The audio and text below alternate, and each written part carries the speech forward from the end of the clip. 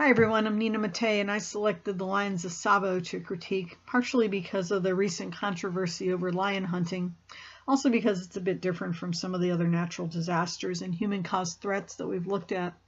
Also, can Tracy in 2013 provide a fair summary of the British military and colonial system, which I think contributed to the ongoing threat. Lieutenant Patterson took too long to incorporate local knowledge and experts into his unified command. I'm also interested in civil liberties during emergencies and disasters, and I was thinking about the 1906 San Francisco earthquake, where civilians were shot by the military, and then this particular incident with the Lions of Tsavo only 8 years earlier, and how casual the British were with the safety of their railroad workers. Pictured here are the actual Lions of Tsavo, who were shot in late 1898 after killing 135 workers on the East African Railroad.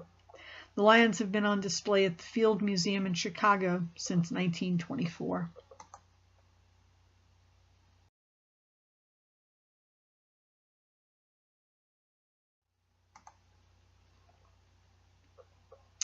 In 1895, Britain started construction on the East African Railroad, stretching from Egypt through Kenya and Uganda. The $5.3 million £5.3 million public works project would also establish a military supply line from the source of the Nile through the river valley and up through Egypt. An additional benefit would be the movement of commodities to transportation hubs and markets. In 1898, it was a race against time and competition. And in a series of articles in 2012, Uganda's Daily Monitor newspaper reported that £2.3 million was spent on British rail and locomotives. About £1 million was spent in India on rolling stock and recruiting labor. Less than £200,000 was spent in the United States on locomotives, while British firms got the contracts to ship the materials. The History Channel in 2014 notes that the railroad followed a scorched, isolated route, which was also part of an older slave caravan route. Lions were a well-known danger to stragglers along the route. At Tsavo, 100 miles inland, work ground to a halt in the arid and desolate area around the Tsavo River. The British sent in Lieutenant John Henry Patterson to complete the bridge and to keep the construction project running. During the construction of the railroad in the 1890s from Kenya to Uganda, it was hindered by several factors, including hostile natives, marauding lions, rough terrain, and diseases.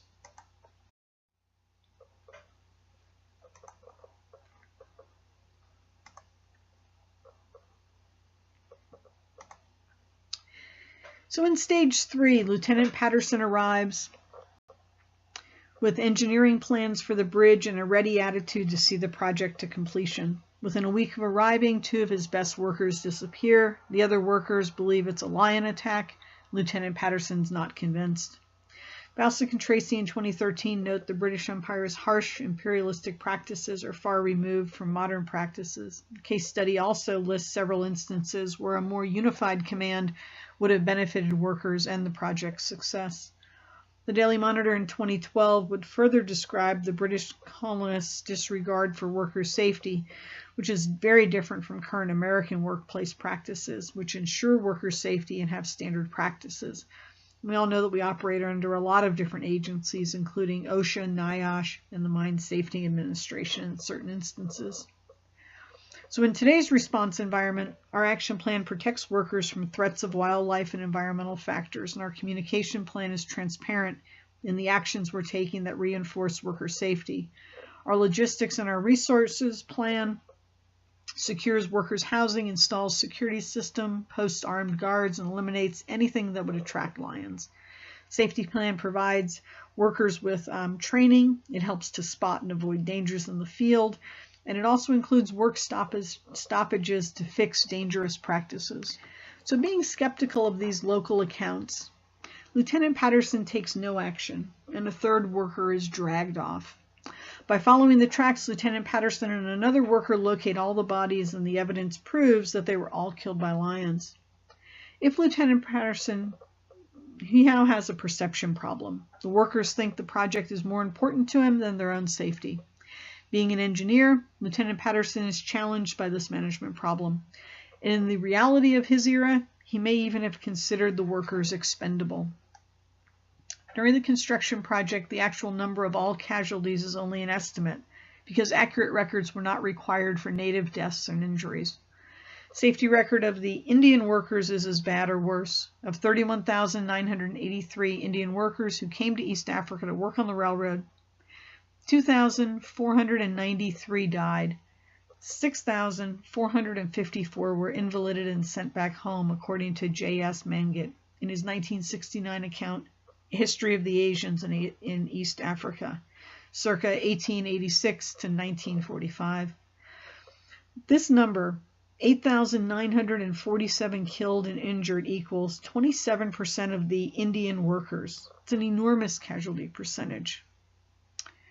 Using the incident command system, Lieutenant Patterson could legitimately continue as the incident commander and the operations chief, since he is an engineer, regardless of their nationality or status. Using incident command, Lieutenant Patterson could appoint the most capable workers to liaison, safety, communications, logistics, and planning.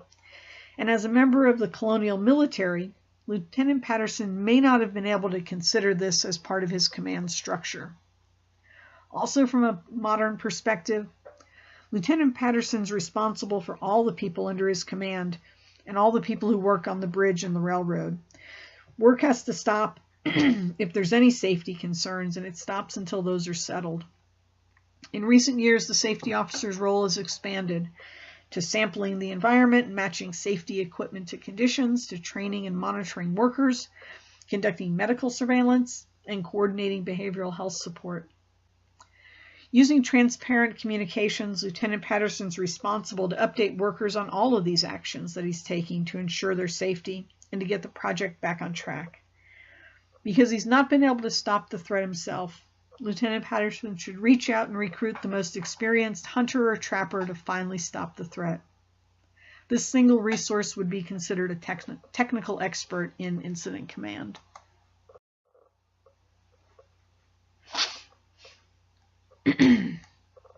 So in stages 3 and 4, the death toll rises to 5 and another camp is attacked. The History Channel in 2014 notes that Lieutenant Patterson is using goats and donkeys as bait. He sets up a hunting blind above the workers' tents in an attempt to kill the lions when they next approach. Deficiencies in the action plan include Lieutenant Patterson's misguided effort to kill the lions himself, which is not working. And now workers are quitting. Workers' trust is further eroded. With multiple sites being attacked, there's no way to know where to focus efforts. As the incident commander, Lieutenant Patterson must appoint a command and general staff he can rely upon, and then trust their judgment to accomplish the incident objectives. In this case, those objectives are building the bridge, safeguarding the workers, completing the railroad construction within budget and on deadline. In his communications plan, Lieutenant Patterson must continue to describe and promote safeguards.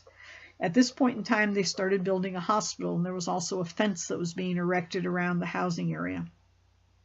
Under resources, armed security is needed to protect the workers, and a trapper still is needed to end the situation. So, in stages 5 and 6, after months of the lions killing people, an expert hunter and his logistical support arrive. So does an inspector from the railroad. The inspector sympathizes with Lieutenant Patterson's dilemma, but he must ensure that the railroad and the bridge are progressing on time. Situation begins to turn when one of the lions is killed. Although one lion's dead, worker safety is never really assured, so that remains an action item. Lieutenant Patterson will need to continue reassuring and informing the workers of the actions being taken and the progress made.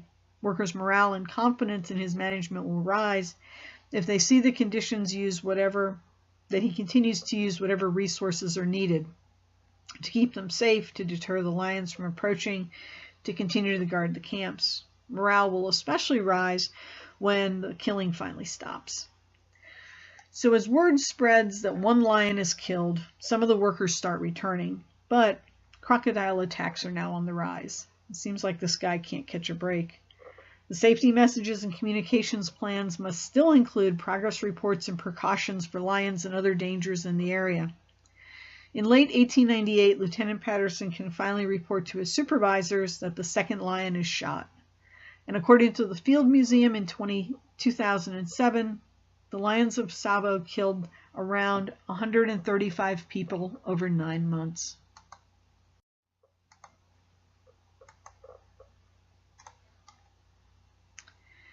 So under lessons learned, I've got quite a few, and they really are mostly linked with the incident command system and how it can be used to manage a continuing dangerous situation. Lieutenant Patterson could have concentrated his talents on operations and engineering, tasks that he was really good at. He could have relied on a qualified command and general staff to manage other aspects of the project. Lieutenant Patterson could have benefited from more local knowledge and intelligence gathered through a liaison officer.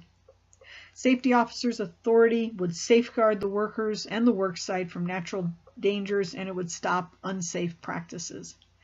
Better worker training before they arrive at the worksite would help lessen injuries and risks.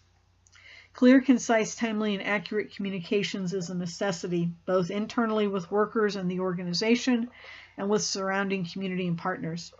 Communication must also include a feedback loop of rumor control and media monitoring. So from the case study and other research, I really don't think that Lieutenant Patterson ever truly secured the workers' housing or the construction sites, but he did continue to try to eliminate the threat from the Lions once he actually believed the threat was legitimate. His reluctance to seek outside help and to not rely on informed partners slowed his efforts and led to several deaths. Using the workers as bait is also a horrendous decision that can't be easily understood from our perspective. Some of this may have been his personality. Part might be attributed to the British military mentality and the colonial imperialist system. The lack of reliable data about Native workers and Indian worker deaths add to the impression that worker safety is not taken seriously at any levels of the organization. The approximately 135 killed by the Lions, 27% of the injured Indian workers, and those killed are enormous casualty percentages. And then lastly, Lieutenant Patterson would have benefited from splitting his responsibilities between the railroad and the bridge building aspects and the more organization and managerial aspects. The project would have progressed more smoothly if Lieutenant Patterson had concentrated on his strong suit, engineering, and relied on others more skilled in lion trapping and hunting, management, and logistics.